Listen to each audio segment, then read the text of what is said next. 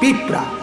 আমাদের বাংলাদেশের একজন শ্রেষ্ঠতম আলেমে দ্বীন, গবেষক আলেম ডক্টর আফম খালিদ হুসাইন, অনেক বড় মাপের আলেম এবং জ্ঞানী গবেষক, উনি বলছেন এক পিঁপড়া সামান্যটুকু খাবার খায়, হ্যাঁ, কিন্তু এরপরও সে জমা করে রাখে।